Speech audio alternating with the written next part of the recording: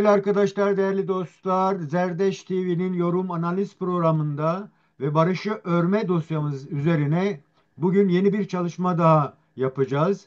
Bu çalışmada yine çok değerli bir konuğum var. Değerli konuğum sevgili Abdullah Demirbaş. Belki de önümüzdeki süreçte en çok ihtiyaç insan hissedeceğimiz e, bir Kürt aydını, bir Kürt siyasetçisi. Bugün kendisiyle son bir yıllık sürece dair bir e, tartışma ve bundan sonra nereye evrileceğine dair bir sohbet yapmak istiyoruz. Değerli hocam, hoş geldin. Nasılsın? Sağ olun, teşekkür ediyorum, saygılar sunuyorum. Siz nasılsınız? Teşekkürler. Ben de saygılarımı sunuyorum. Bütün Değerli izleyicileri hocam, saygıyla selamlıyorum. teşekkürler.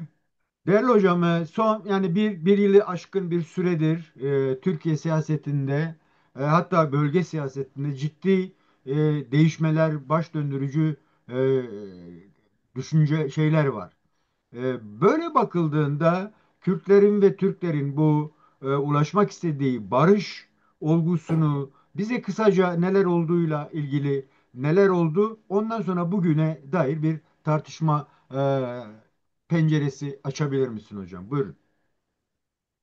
Bildiğiniz gibi bu süreç uzun süreden beridir aslında yaklaşık bir yılı bulan bir süreci ifade ediyor. Ama tabii 2013 ile 2015 yılları arasındaki süreç de var.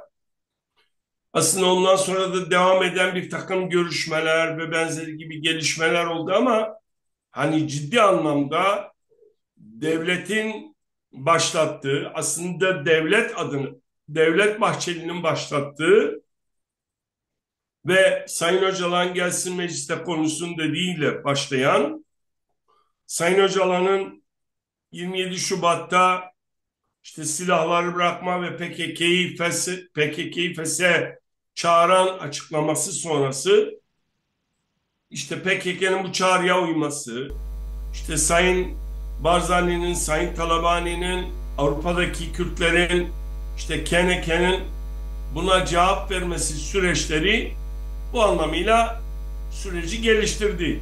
İşte en son bildiğiniz PKK'nın silahları yakmasıyla bundan sonraki mücadele yöntemini işte demokratik siyaset ve hukuki yollarla yapılacağına dair aldığı kararlar izledi. En son işte bildiğiniz gibi mecliste bir komisyon kuruldu. Şimdi bu komisyonun İmralı'ya gidip gitmeme kararı tartışıldı ve en son oy çokluğuyla İmralı'ya gitme kararı verildi. Verin. Sayın işte PKK yetkilileri en son zaptan ve Türkiye sahasından çekildiklerini, güvenlikli bölgelere gittiklerine dair pozitif kararlar alındı. Şimdi bütün bu süreç aslında bir şey ifade ediyor. Dünyadaki, Orta Doğu'daki gelişmeler ile bu gelişmelerin ortaya çıkardığı sonuçlar var.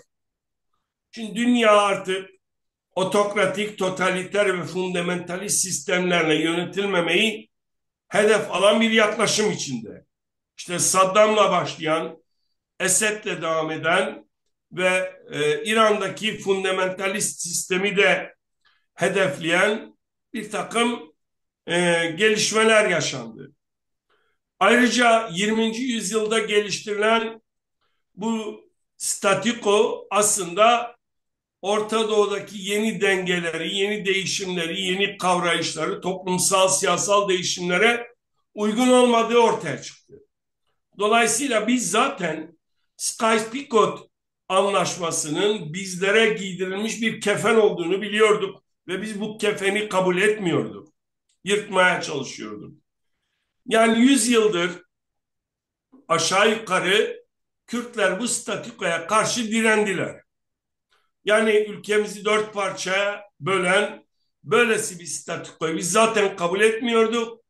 Biz eşitlikçi, özgürlükçü bir değerler sisteminin Orta Doğu'da inşa edilmesini, Kürtlerin de bütün halkların, ulusların sahip olduğu halklara sahip olması gerektiğine dair mücadele süreçlerini yürütüyordu. Zaman zaman bu silahlı mücadeleyle, zaman zaman demokratik mücadeleyle yürütülüyordu. Dolayısıyla dört parçadaki özgünlükler olmasına rağmen bir bütün olarak dört parçadaki Kürtler aslında mevcut statükoyu kabul etmeyip buna karşı direndiler. Şimdi gelinen noktada Orta Doğu'da dengeler değişti. İşte bu dengelerin değişmesiyle ortaya çıkan bir durum var. O da şudur. Biz artık Orta Doğu'da aslında elde ettiğimiz süreçle birlikte çok önemli anahtar bir role geldik. Güney Kürdistan'da federatif bir yapının olması, Rojava'da gelişen fiili durumlar ve ortaya çıkan model aslında Orta Doğu'daki bu statükoyu düşündüren güç merkezlerinin de artık bu modellerin aslında önemli çözüm modeli olduğu konusunda düşünceler belirdi. İşte en son Esed rejiminin değişimiyle Rojava modelinin de çok önemli bir model olduğunu, barış, istikrar, güvenlik ve demokratik anlamda bir model olduğu ortaya çıktı. Şimdi bu diktatöryal rejimleri korkuttu tabii. Başta Türkiye devleti de diktatöryal, otoriter ve totaliter rejimini korkuttu. Devlet 100 yıldır bu İttihat ve Terakki'nin resmi ideolojisiyle yönetemedi. Bütün inkar ve imha siyasetinin aslında iflas ettiğini ortaya koydu.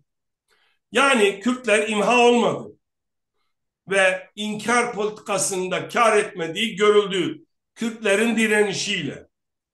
Dünyadaki ve Orta Doğu'daki gelişmelerle bunu ortaya koyduğunuzda devletin bir aklı biz bunu işte görüşmelerle, müzakerelerle çözmeliyiz. Eğer biz bunu çözmezsek çözüleceğiz korkusuyla ve yaklaşımıyla bir süreç başlatıldı. Biz bu süreci bir teslim olma, bir yenilgi olma sürecinden öte bir yenişememe, devletin bu inkar ve imha siyasetinin iflas ettiğini, bizim de aslında silahlı mücadelenin ötesinde yeni mücadele arayışlarına gitmemiz gerektiğini ortaya koydu. Bu süreç Kürtler açısından teslim olduğu diye düşünülmemelidir. Yöntem değişti sadece. Yani Kürtlerin mücadele süreçleri devam ediyor ama mücadele yöntemleri değişiyor artık. Böyle algılanmalı. Şimdi gelinen noktada İmralı'ya gitme kararı çok önemlidir. Çünkü ilk defa Kürtlerin muhatap alınması ve inkar siyasetinin bitmesi anlamındadır. Çünkü yani tırnak içinde terörist başlığından müzakereci başlığına gelme sürecini görüyoruz. Bu da şunu gösteriyor. Demek ki artık biz bir bütün olarak biz ortaya koyduğumuz mücadele yöntemiyle artık devleti masaya oturttuk. Yani artık Kürtler ve Türkler tarihsel anlamda bu sorunu müzakereyle çözecekler. Belki de yıllardır istediğimiz bu. Bana göre inkar sistemi bitti. Şimdi imha siyasetini durduracak yol, yöntem ve çözümler arayışı içindedir. Bu da güce bağlıdır. Şimdi masadayız artık. Masa kuruldu. Şimdi biz bundan sonra varlığı tanınan Kürt halkının ve değerlerinin, kimliğinin, kültürünün, değerlerinin, inançlarının hangi hukuksal ve siyasal süreçler içinde e, ortaya konulacağının çabası içinde olmalıyız. Yani varlığımız yoktu, şimdi varlığımız tanınıyor. Ama bu varlığımız nasıl tanınacak? Hangi hukuki prosedürlerle? Örneğin Kürt kimliği bir anayasal yurttaşlık içinde mi yer alacak? Hocam oraya gelmeden izninle belki tam da irdelememiz gereken bir boyut. Şu ana kadar bütün söylemlerinize dikkat ederseniz tek taraflı bir mono diyalog dediğimiz, yani sürekli Kürt Özgürlük Hareketi'nin attığı adımlarla süreci betimleyebiliyoruz, tanımlayabiliyoruz. Yani işte silah yakmasından tutun Sayın Öcalan'la görüşme sürecine kadar. Bu tabii birbirini besleyen hem iç dengeler hem dış dengelerin de etkisi. E, Sanki bu Sayın Bahçeli'nin son çıkışı. Yani ilk çıkış ne kadar anlamlı idiyse, şaşkınlık yarattı ise son çıkışta bunu yarattı. E, Bu söyleminden hareketle bir şey sormak istiyorum. Eğer izin verirseniz ve cevaplamak Tabii buyurun. isterseniz. Bu çıkışın Sayın Bahçeli'nin e, kendisini öne atarcasına ben gideceğim göz göze gelerek konuşacağım demesi. Ve Sayın dikkat ederseniz bütün bu süreçte Sayın Cumhurbaşkanı'nın hiçbir etkisi olmadı diyebiliriz. Suskunluğu şunu getirebilir mi? CHP'nin bu çıkışıyla beraber de düşünürsek. Yani Sayın Bahçeli derin devleti mi ikna ediyor ve o çıkış ona mıydı? Bu konuda sanki iyi tartışmadığımız için sonuçta alacak verilere ulaşamıyoruz. İşte CHP oy kaybı falan filandan bahsediyor. Onun dışında bir şey gibi düşünüyorum. Bu konuda ne dersiniz hocam? Yani bunun Şimdi açığa öncelikle alınması şunu gerekir. söyleyeyim. Kürtler çözüm konusunda net. Bu konuda aslında devletin bir kesimi şöyle de bekliyordu. Bu süreçte Kürtler parçalanacak, Kürtler bir çözüm arayışında olmayacak. Bu iç tartışmalar sürecinde işte diyelim ki bu netlikler olmayınca işte diyecek bak biz çözümden yanaydık ama Kürtler birbirini yiyor. Hı hı. Tam tersi oldu. Kürtler işte güneyde, Rojava'da, Rojalat'ta ve Bakur'da ve Avrupa'da ve birçok yerde Kürtler çözümden yana olduklarını çok net ortaya koydular. 50 yıllık bu Kürt özgürlük mücadelesinin sürecinde ve 100 yıllık bir süreçte bu sorunun artık çözülmesi gerektiği konusunda Kürtler net ve hemfikir. Şimdi Sayın Barzani'nin, Sayın Talabani'nin desteklemesi de bu anlamıyla çok önemlidir. Sayın Mazlum Abdi'nin desteklemesi önemlidir. Birçok Kürt çevresinin artık bu işin çözümüyle ilgili düşüncelerini ifade etmesi önemli. Ama sorun bundan sonradır. Tamam çözüm ama nasıl bir çözüm? Devletin anladığı çözümle bizim anladığımız çözüm belki farklı olsa da burada güç dengeliyor olacak. Sayın Öcalan'ın önerdiği Kürt Kürdistan Ulusal Kongresi de bu anlamıyla tarihi öneme sahiptir. Bunun altını çiziyorum. Bu güç dengeleri sürecinde, bu müzakere sürecinde Sayın Öcalan'ın Sayın Mesut Barzani'ye bir an önce işte Kürt Ulusal Kongresi'nin veya Kürdistan Ulusal Kongresi'nin yapımı konusundaki çağrısı çok önemlidir. Ve bir an Evet. önce gerçekleşmeli. Şimdi Kürtlerdeki bu netlik devletin içinde çeşitli görüş ayrılıklarına neden oldu. Bana göre devletin içinde parçalı bir duruş var. Üçlü bir duruş var. Bir kesim neo-ittihatçı bir yaklaşımla eski jenosit politikalarının gitmesi Devam. gerektiğini, devletin bu politikaların sürdürülmesi gerektiğini söylüyor. Bir kısım ise ya tamam biz bu işi kabul ettik ama bir sürece yayalım, oyalayalım, işte bir takım süreçler yapalım. Nasıl olsa Kürtler bu sabırsızdır, işte bir takım ulusal dengeler bizde nefes alacağız. Sonradan biz bu işi tekrar farklı şekilde çözeriz. Bildiğimiz gibi çözeriz dediler. Devletin bir kanadı da dünyadaki değişen dengeleri görüyor. Orta Doğu'daki değişen dengeleri görüyor. Kürtlerin aslında elde ettiği mücadele kazanımlarını da görüyor. Diyor ki biz devletimiz çözülmeden biz bu işi Bakur'da çözelim. İşte şimdi bu konuda da devletin içinde sanki bir görüş ayrılığı var gibi görünüyor. Bir de Kürtler ortadan çıkınca devletin içindeki iktidar odaklarının çelişkileri de derinleşti. İktidar kavgaları, muhalefet kavgaları da derinleşti. Şimdi dikkat ederseniz AKP'nin içinde de iktidar kavgaları var. AKP-MHP arasındaki iktidar kavgaları var. Bir de AKP ve CHP arasındaki iktidar kavgaları var. Şimdi bu tür süreçler bu iktidar kavgasına kurban edilemeyecek kadar önemlidir. Şimdi bakın CHP'nin tavrı aslında rücu ediştir. Yani aslında 1923'teki, 24'teki, 25'teki, 38'deki aslına rücudur.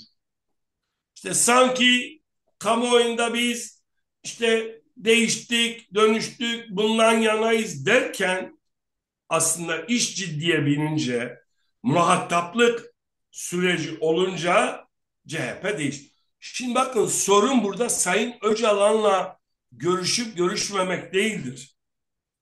Sorun müzakereye ve muhataplığa başlayıp başlamamaktır. Nihayetinde Sayın Öcalan bir kişi değildir. Bir temsiliyeti olan ve milyonlarca insanın benim liderimdir dediği bir kişidir. Bakın bu nedenle mesele bir kişiyle görüşmek değildir. Değerli hocam, CHP'nin tavrını MHP'nin tavrından ayrı tutabilir miyiz? Ben sanki orada bir Evet, çok gizli bir şey olduğunu iddia ediyorum ve Sayın Cumhurbaşkanı diyor ki ben öyle görüyorum yani eleştirebilirsiniz hatta karşı görüş de belirtebilirsiniz. Diyor ki ben bu işi bu taşın altına elimi koydum ve 10 madde ile çözüm sürecinin noktasına geldim. Siz beni alt ettiniz. Ben şu an bu adımları atabilmemin koşulu sizin artık böyle bir girişimde bulunamayacağınız bir noktayı görmek istiyorum. Görülen o tavrın Bahçeli tarafından atıldığını yani gelmezseniz gelmeyin ben giderim demesi o bahsetmiş olduğumuz derin devletin parçalanması için atılan bir adımdı Sayın Bahçeli. Yani Sayın Cumhurbaşkanı'na güven vermek. Tam bu noktada e, Sayın Bahçeli'nin ilk konuşmasında ben de Kürtlere devlet vaat ediyorum diyen bir liderlik nasıl oldu da geldi bugün dedi ki ya işte Sebgislerle olsun bilmem ne olsun. Burada üstü örtülen bir meşruiyet durumu söz konusu. Israrla şimdi neden Kürtleri meşru konuma sokmak istemiyor? Bu konuda neler diyeceksiniz? şimdi bana göre CHP pragmatist, faydacı bir zihniyet sergiliyor. Ama bunun dedim ya aslında rücu etmektir bu aynı zamanda. Şimdi bakın CHP şunu yapıyor. Diyor ki ya iktidar oy kaybedecek, milliyetçilik gelişiyor, ben bunları oynayayım, ben bunu alt ederim diyor. Şimdi iktidar kavgasıyla sistemin değişmesi gerektiğini birbiriyle karıştırıyor. Yani sistem çökecek, bunu iktidar kavgasına kurban ediyor. Ya yarın senin yani sistemin çökecek, senin iktidarın değişse ne olur? Yani sen bu sistemle iktidar olsan neyi değiştirebileceksin ki? Ne yapabilirsin? Şimdi mesele sistemin değişmesidir. Bence CHP de bu sistemin kurucusudur ve bu sistemi besleyen ve bundan beslenen en büyük partidir. Onun için aslında rücu ediyor. Şimdi yani statükoda ısrar ediyor CHP. Niye?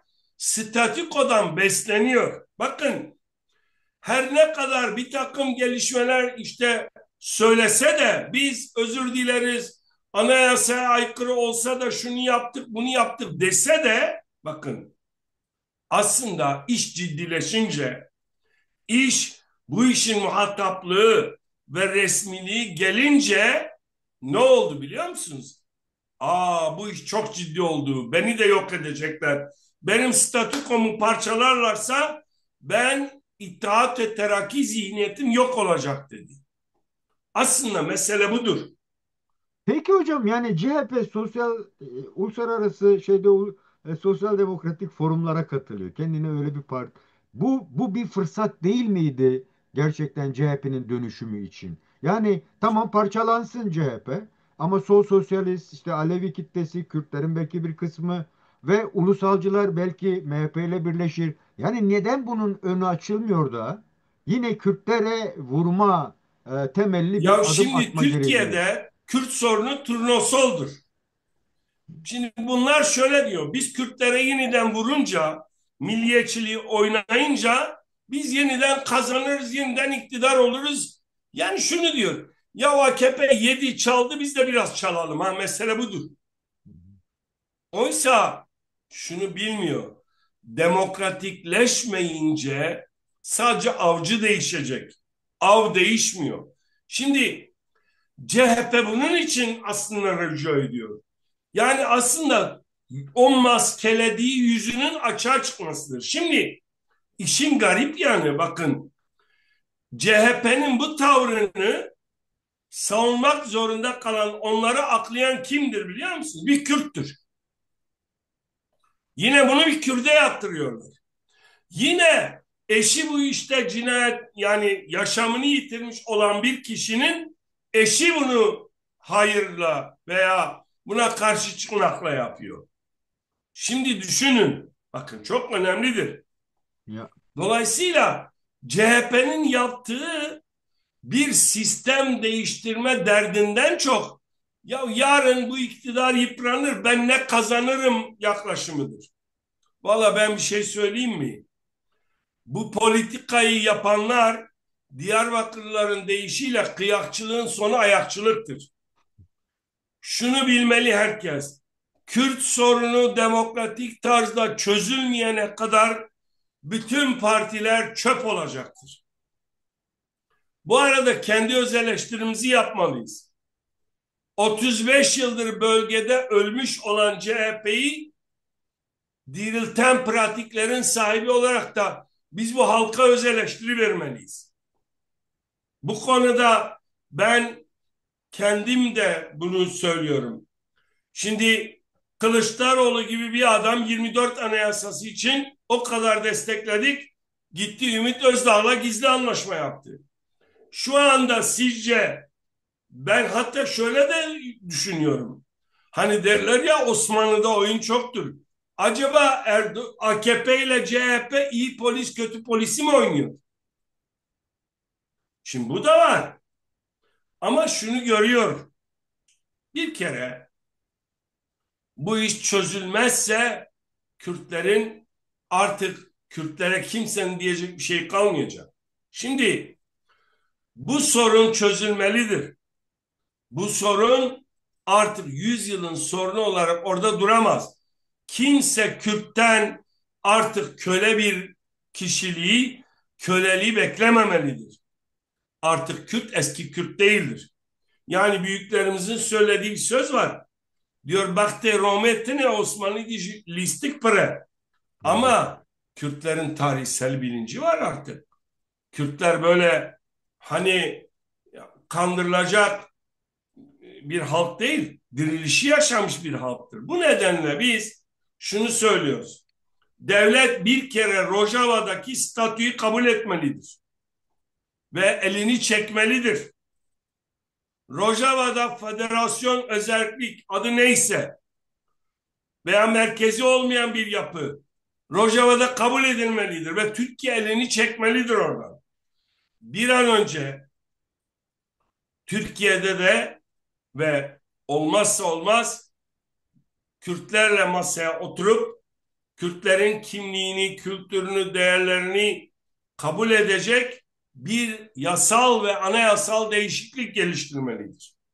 Ama bunun öncesi, bakın, halen bir samimiyet göstergesi olarak başta Sayın Selahattin Demirtaş, Figen Yüksekdağ, Bekir Kaya ve diğer on binlerce siyasi tutsağın bırakılması gerekiyor. Yani bunun için bir yasa gerekmiyor ki. Halen Sayın Selahattin Demirtaş'ın 9 yıldır ve arkadaşlarının bu kadar yıldır Kobani davasındaki arkadaşlarımızın bu kadar hukuksuz bir şekilde tutuklanmasının bir izahı yoktur.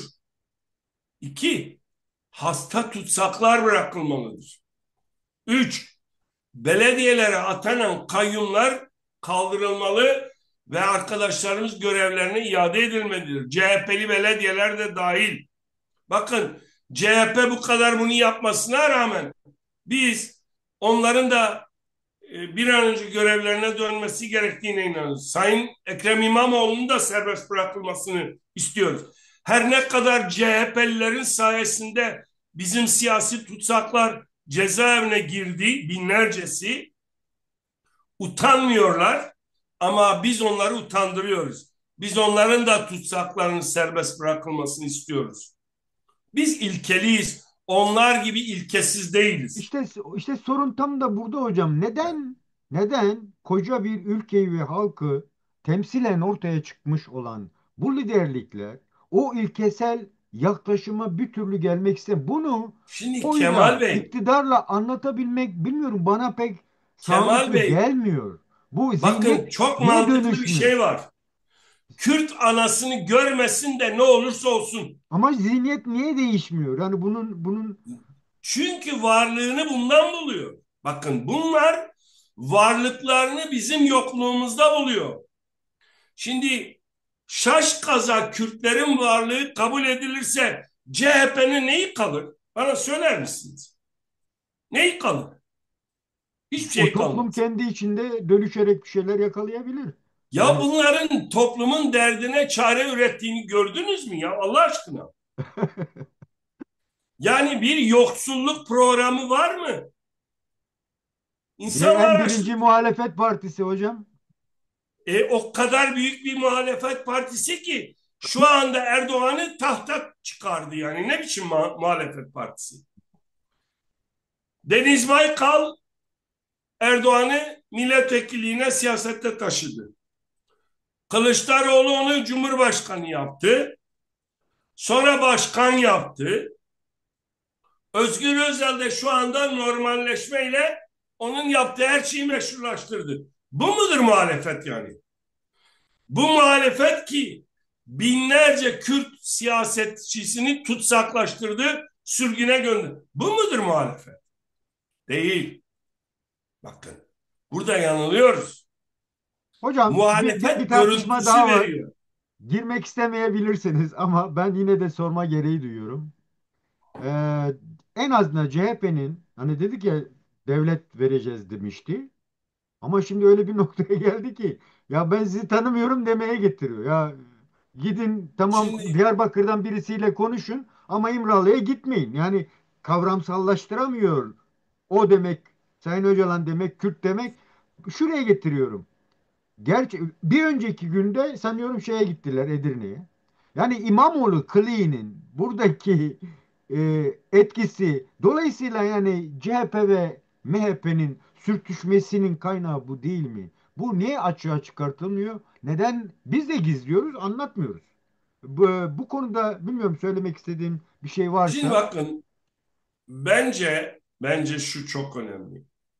Çok ilginçtir roller ne kadar değişmiş biliyor musun? Demokrasi istemesi gereken sosyal demokrat hani sosyalist enternasyonele katılan parti olması gerekirken milliyetçi, inkarcı, imhacı Yani milliyetçilikten feyz alan, bundan beslenen, hani devletin en derin partisi olan parti ise neredeyse demokrasi havarisi olmuş. Evet. Yani bu bir ucube bir şey yani. Aslında şu var. Mesele, ya bunlar hani iyi polis kötü polis rolü oynuyorlar, ya da aralarında ciddi bir anlayış kavgası var. Yani biri diyor ki, yani benim gördüğüm, eğer hani bu bir iyi oyun değilse, olabilir yani, bu böyle de olabilir. Şimdi Bahçeli'nin temsil ettiği devlet aklı şunu diyor. Ya diyor, biz çözmezsek, yani gelip dış güçler veya uluslararası konjüktür bizi bitirecek. Bari diyor Kürtlerle bir arada yaşayıp ortak bir paydada, demokrasi paydasında birbirimizin varlığını tanıyarak yaşayalım. Şimdi CHP ise diyor ki, hayır ya, olur mu diyor. Ben diyor Kürtleri kandırırım. Bir devlet derim, bir federasyon derim, bir sizden özür diliyorum derim, ama aslında yine bildiğimi yaparım. Hem de bazı Kürtleri yanıma alıp yaptığım yanlışları da onlara anlattırırım ki ikna etsin. Şimdi bu ne şeydir ya? Şimdi bu bir kere artık böyle olmamalı. Kürtçe'de güzel bir söz var Kemal Bey. Dibi dizu kadiye male behevdu hasiyayedi. Biz kimin hırsız, kimin ev sahibi olduğunu biliyoruz. Kimse bizi kandırmaya çalışmasın.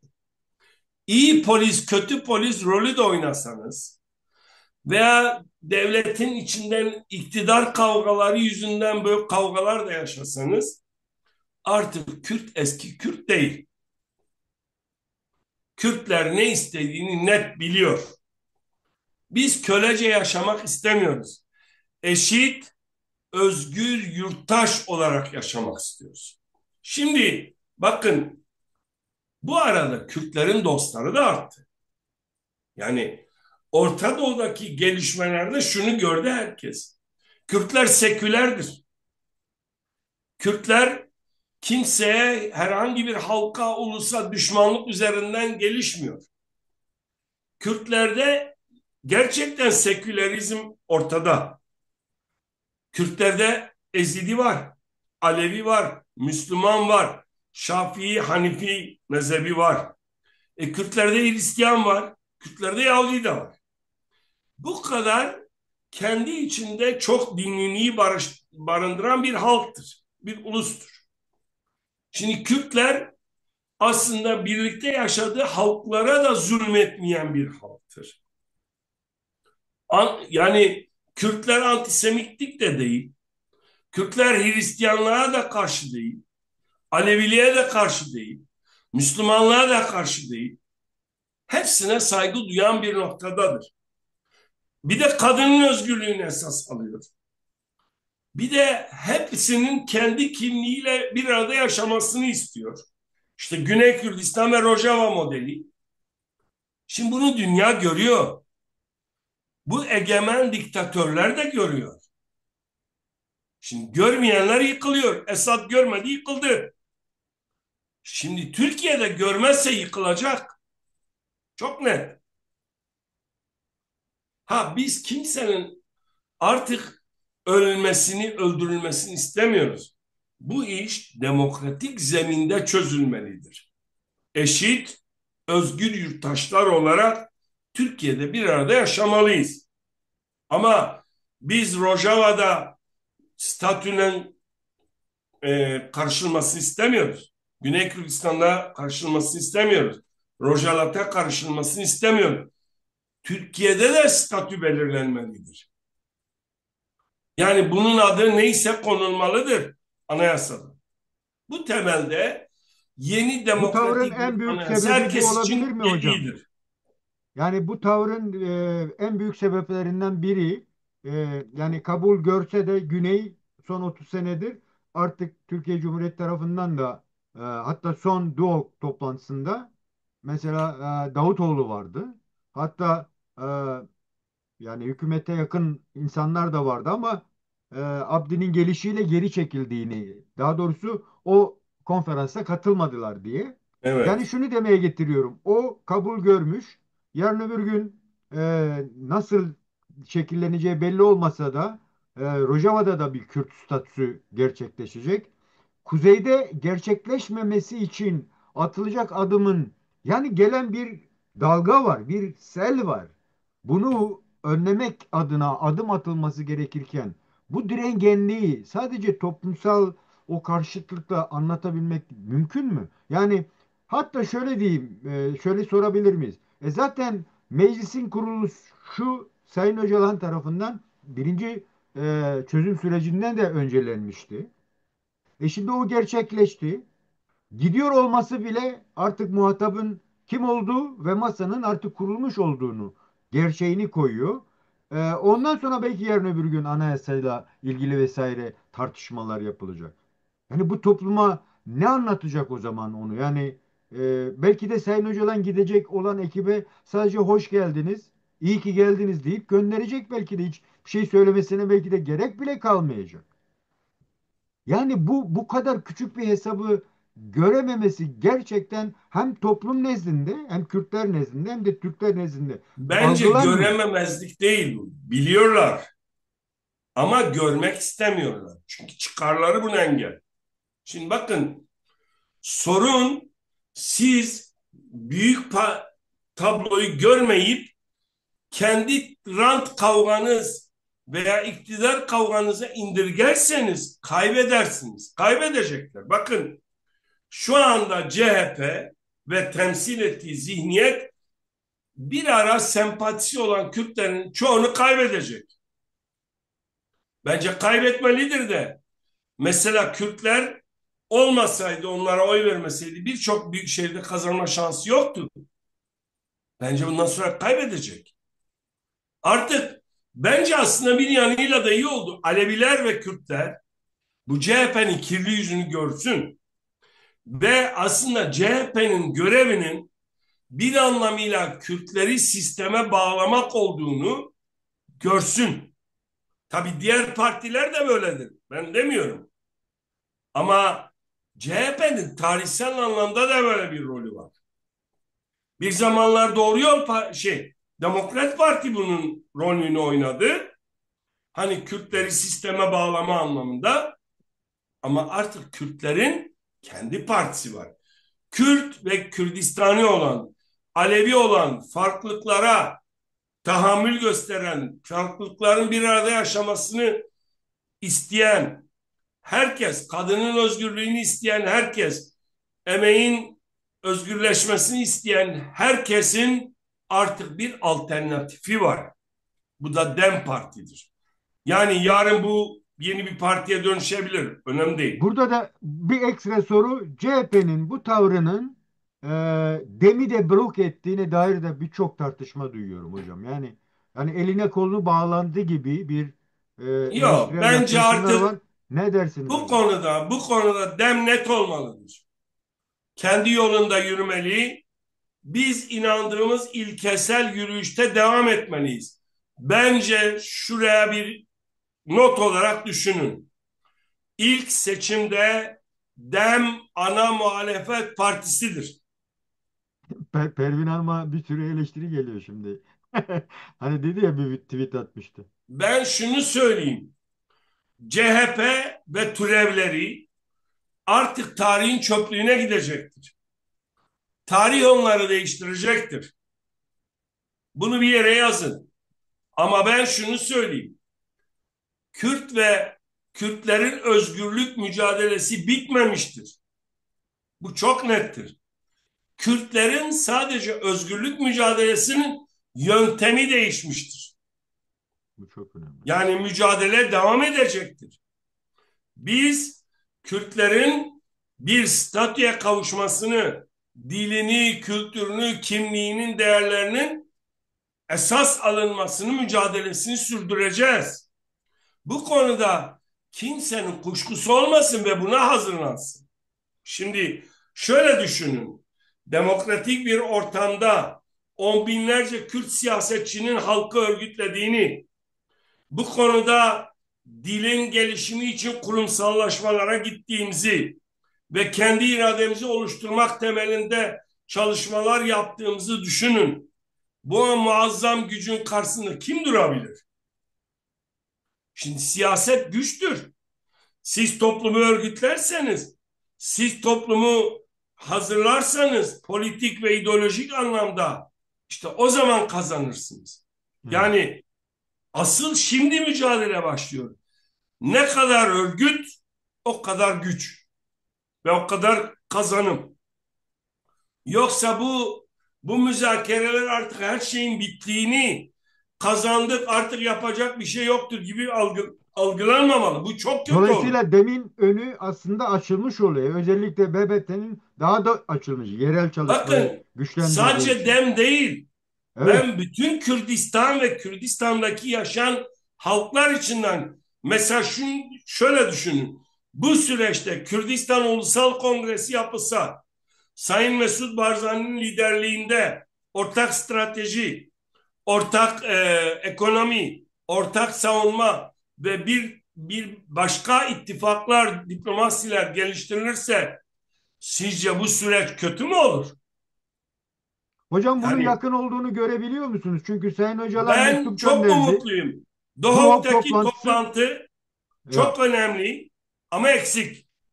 Ben isterdim ki evet Davutoğlu'nun çağrılması önemlidir. Veya bir kısım Talabanilerin de partilerin olması. çağrılması önemlidir. Ama bütün Kürdistani partiler çağrılmalıydı. Yani şimdi YNK'nin, Hizb-i Şui'nin, Komale İslam'ın, Yekûti İslam'ın, PSK'nin, KKP'nin ve diğer partilerin çağrılmaması eksikliktir. Yani Davutoğlu gibi biri katılıyorsa onlar hay hay katılmalıdır. Bu toplantıyı organize edenler bunu görmeliydiler. Belki bundan sonraki yapılacak toplantıda bunu dikkat ama ben şunu söylüyorum. O toplantı çok güzel, tarihsel bir süreçtir. Bunu yapanları kutluyorum. Başta Sayın Mesut Barzani'yi, Sayın Mazlum Abdi'yi, Neçirvan Barzani'yi, Sayın Mesrur'u. Mesrur Barzani'yi en içten dileklerimle tebrik ediyorum. Sayın Osman Baydemir de katılmıştı ve Evet. birçok kesim katılmıştı. Tabii ki bu çok önemli. Ama yani Ahmet Davutoğlu gibi birini çağırıyorsunuz. Yeneke de çağrılmalıydı. Yekkürti İslami de, Komale İslam da, Komel yani Kürdistan'daki diğer partiler de davet edilmeliydi. Umarım bu eleştirimiz, bu haklı pozitif eleştirimiz dikkate alınır ve bundan sonraki süreçte bu girişimde bulunur. Biz bunu Paradoksal bir istiyoruz şey ve de var bunu ama bekliyoruz. yani Türkiye ile iletişimin yani Türkiye'nin YNK'ye karşı tavrını da düşündüğümüzde belki o arka plan da Artık mümkün olabilir. bakın bir tamam Türkiye'nin, İran'ın ve diğerlerinin kaygısını anlıyorum. Ama bu bizim Kürtlerin yani hepsinin çağrılmaması eksiklik olur. Yani şimdi tamam mesela İran'dan da bazı partiler çağrılabilirdi. Atıyorum. Veya işte Türkiye'den de CHP ve diğer partiler çağrılabilirdi. Katılıyorum. Ama bu ortaya kondu ki YNK ve diğer şey de önemli. Şu önemlidir. Kürtlerin birliği, Kürdistani birlik. Mesela Kürdistan'da Süryani partileri davet edilmeliydi. Bakın Ermeni partileri davet edilmeliydi. Biz şunu bilmeliyiz ve herkese anlatmalıyız. Kürtlerin birliği Araplara, Farslara ve Türklere. Türklere karşı değildir. Bu onların gelişimini besleyen, güçlendirendir. Ve Kürtler de artık birleşmekten korkmamalıdır. Yani şöyle Mazlum bir mantık Abdi'nin doğru konuşması değil. da oydu zaten. Yani bizim kimseyle savaşacak halimiz yok. Kimse de istemiyoruz Bir öyle de bir savaşı. Kemal Bey şöyle bir şey yok. Yani işte biz Kürtler birlik olursak işte diğer işte sömürgeciler veya işte bu güçler de bize karşı birliği. Bence artık mecal yok. Bak, dünya artık orada değil. Dünya, Orta Doğu'da herkes şunu anladı: Kürt ve Kürdistani güçler olmadan barış olmaz. Ve Evet. hemen hemen herkes Kürtlerin statüsünü kabul ediyor. Bu nedenle ben tekrar söylüyorum. Yani Türkiye'deki bu gelişmeler, dedim ya, mücadelenin yöntemini değiştiriyor. Ama bu mücadele yöntemi ve bu muazzam gelişmeler Kürdistan Ulusal Kongresi ile taçlandırıldığında daha muazzam bir güç olacak. Ve bu bütün Kürtlerin o kendi haklarına, statülerine kavuşmasını sağlayacak. Orta Doğu'da barışı, demokrasiyi tesis edecek. İsrail'in güvenliğini sağlayacak. Amerika'nın, Fransa'nın, Almanya'nın, Türkiye'nin, İran'ın, Irak'ın ve Tam o Suriye'nin de soruyu çıkarlarına uygun soracaktım. olacak. Tam o Kazan soruyu kazan soracaktım prensipli hocam. olacak. Tam o soruyu soracaktım. Bu şeyle bağlantılı ama. Hani belki istiyorsan son bir soru da olabilir. Son Ee, olsun. Şöyle bir şey. Çünkü egemenlerin oluşturmak istediği statü quo'nun biraz sanki sonuna gelindi gibi. Daha var evreleri. İran mevcut durumu ve Suriye'deki Kürtlerin durumu netleşmediği için. Bu adım dikkat ederseniz Jolani'ye işte bir şekilde meşruiyet kazanıldığı işinden sonra gerçekleşti. Çünkü e, Amerika'dayken daha sonra Sayın Abdi ile yapılan bir telefon konuşmasında harika bir telefon konuşması yaptık dedi bölge sorumlusuyla. Ondan sonra bu Duhok konferansı noktası geldi ve Sayın Öcalan'a gidiş kararı geldi. Dolayısıyla sanki aslında sağlıklı adımların atılabilme olasılığının arttığı bir sürece girdik diyebiliriz. Yükün ağırı da sanki yine Kürtlerin üzerinde kaldı. Yani tamam, karar verici, imza atıcı, onaylayıcı devletler ama henüz bir statüye sahip olmayan Kürtler sanki bu yükün çoğunu taşıyor. Sanıyorum o motor gücü de var Kürtlerin. Artık herkes bunu gerçekten görebiliyor mu? Türkiye devleti de bunu gördüğü için önümüzdeki süreçte daha sağlıklı adımlar atma olasılıkları nedir? Ve değilse neler yapması gerekiyor? Neler dersiniz? Şimdi umarım Türkiye Cumhuriyeti Devleti de artık dünyanın değiştiğini ve bu şekilde yürütülemeyeceğini, yönetilemeyeceğini görür. Yani umarım CHP de görür bunu ve diğer bütün partiler de görür. Ve bunun üzerinden Kürtlerle eşit özgür yurttaşlık üzerinden müzakereye oturur. Çünkü artık dünya bunu istiyor. Bu temelde hepimizin kazanacağı bir formül olur bu. Ama Türkiye eğer bu adımları atmazsa şunu unutmayalım ki Kürtler artık eski Kürt değildir. Biz statüsüzlüğü ve köleliği kabul etmeyeceğiz. Dolayısıyla mücadele yöntemlerimizi de devam ettireceğiz. Yani e, yeni paradigmaya uygun, demokratik, siyasal ve meşru zeminde mücadele olacak. Şimdi bu sürecin bir başka önemi daha var.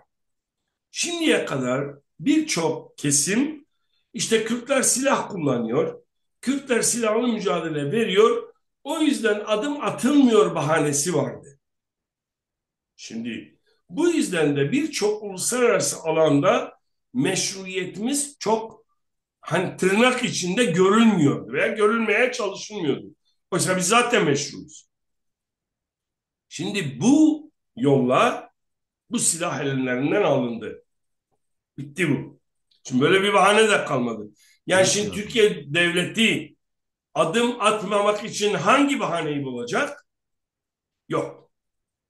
PKK'yi söylüyordu. PKK de kalmadı. Şimdi PKK'yi de artık diyemeyecek. Dolayısıyla şimdi baktı ki PKK oldu ama bütün Kürtler yine kendi halksal, ulusal haklarından vazgeçmedi. Şimdi Kürtlerin %80'i Kürtlerin bir statüye kavuşmasını, dilinin, kültürünün, kimliğinin kabul edilmesini istiyor. Şimdi bundan da vazgeçmedi Kürtler. Bu konuda Kürtler hemfikir, eleştiriyorlar ama eleştirenlerin hepsinin ortak paydası şu: barış olsun ama Kürtlerin kimliği, statüsü de tanınsın diyor. Şimdi bu temelde ortaya çıkan sonuç, Kürtlerin de bir bütün olarak kendi mücadele yöntemlerini geliştiriyor. Şimdi bir de bunun Kürdistan Ulusal Konferansı ile tamamlandığını düşünün. Bu daha önemli bir sürece evrilecek. Bu nedenle ben başta Sayın Mesut Barzani'ye ve bu çağrıyı yapan Sayın Öcalan'a çok teşekkür ediyorum. Ama bir an önce Sayın Mesut Barzani tarihsel rolünü oynayarak bu Doğuk'taki toplantının yarattığı sinerji, tabii ondan önce Rojava'daki sinerjinin, Evet. onu da söylemek lazım. Bu Rojava'nın iki sinerji siyaseti yan üzerinden, yanaydı. Yani çok önemli. evet, Ya. bu süreçte yani önce biliyorsun Rojava da önemliydi. Bu o Doğuk'a yansıdı. Yani Enekese ile SDG yan yanaydı. Şimdi bir sonraki aşama Kürtlerin Kürdistan Ulusal Kongresi'dir. Bu konuda ben sizin aracınızda bir kez daha Sayın Mesut Barzani'den bir Kürt olarak, bir Kürt insanı olarak bunu talep ediyorum ve bir an önce bekliyorum. Bizim ve halkların bu anlamıyla çok önemli kazanımlar elde edeceğine inanıyorum. Kürtlerin dostları da bunu bekliyor.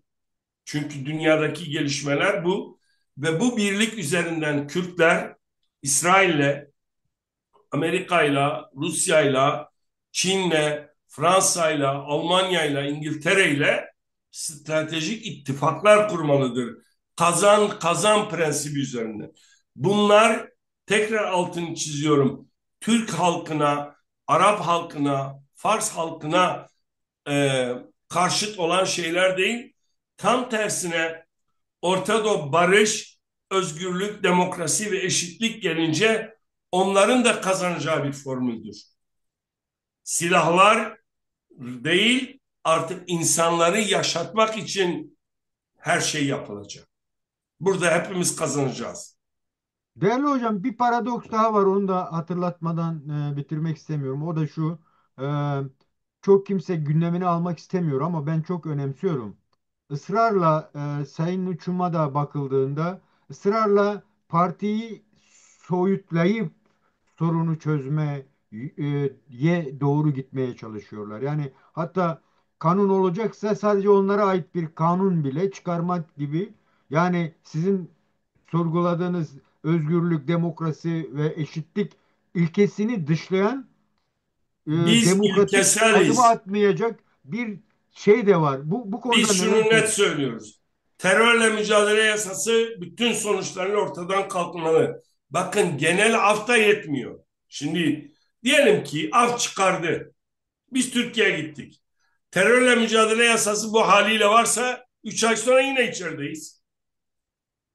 Şimdi bu doğru bir şey değil. Af olacaksa genel af olmalı. İki, biz ilkesel olarak şunu asla doğru bulmayız. Şimdi bütün siyasi tutsaklara af olmalı. İki, insanlık suçu işleyen, yüz kızartıcı gibi hani biliyorsunuz ne tür suçlar Evet. olduğunu. Bunlar hariç bütün suçlulara genel af ilan edilmeli. İki, bu da yetmiyor. Şimdi yasalar değiştirilmelidir. KHK'liler işine döndürülmelidir. Barış akademisyenleri işine dönmelidir. Hasta tutsaklar bırakılmalıdır. Şu anda cezaevlerindeki bütün siyasi tutsaklar bırakılmalıdır. Şimdi bu nedenle biz ilkesel davranıyoruz. Bu konuda bizim partimizin geçen günde Sayın Tuncer Bakıran bunu net söyledi. Ben bütün Kürtlerin de çoğunun böyle düşündüğünü ifade ediyorum. Peki hocam, çok teşekkür ediyorum. Değerli arkadaşlar, Çünkü değerli demokrasi dostlar. herkese lazım. Hukuk herkese lazım. Evet, son sözlerini alacağım. Bir bitireyim hocam. Değerli arkadaşlar, değerli dostlar.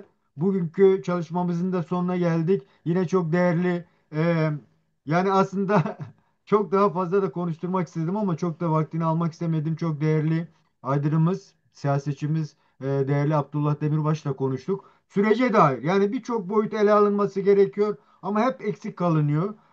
Ve önemli olan da şu, anladığım kadarıyla değerli hocamdan, yeni bir süreç, Kürtlerin mücadelesi bitmiş değil. Yeni bir tarzda yeni bir mücadele anlayışının ortaya konması gerekiyor. Bunun sadece Kürtlere değil, bütün herkesin için olduğunun e, biliniyor olması gerekiyor. Dolayısıyla da yani kişiye özel, partiye özel bir çalışma değil, barışın toplumsallaşması gerektiğini anlıyorum ben değerli hocamın konuşmasında. Dolayısıyla hocam, son olarak söylemek istediğiniz nedir? Ondan sonra çalışmayı bitirelim hocam.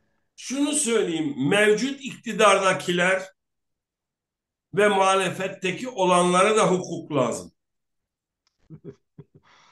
Unutmayın, bir gün şimdi CHP anayasaya aykırı olsa da bunu deriz dedi ve oy verdi. Biz o zaman da dedik hukuk lazım. Bakın şimdi onlara lazım oldu. Yarın AKP'ye de hukuk lazım olacak. Unutmayalım. Hukuk herkese gerekiyor. Demokrasi herkese lazım. Eşitlik herkese lazım. Özgürlük herkese lazım. Adalet herkese lazım. Bu nedenle herkesin kazanacağı formül en iyi formüldür.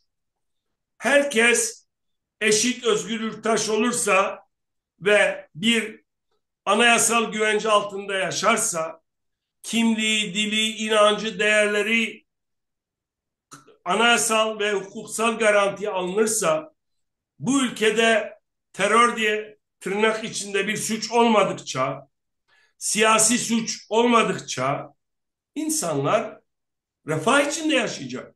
Şunu unutmayalım. Demokrasisi gelişmiş ülkelerin ekonomik düzeyi gelişmiştir. Evet. Bu çok nettir. Demokrasinin yeşerdiği yerde ekonomik yeşerme olur. Demokrasinin de şartı budur bence. Mevcut iktidar ve bugün İmralı'ya gitmeme kararı alan CHP'ye de hukuk lazımdır ama. Peki hocam. Saygılar sunuyorum. Bence Tekrar çok teşekkür altını ediyorum. çizerek Kürt halkının beklediği tarihsel bir özlem olan Kürt Ulusal Kongresi'nin, Kürdistan Ulusal Kongresi'nin bir an önce toplanması dileğiyle. Saygılar. Teşekkürler. Görüşmek üzere. Hoşça kalın değerli hocam.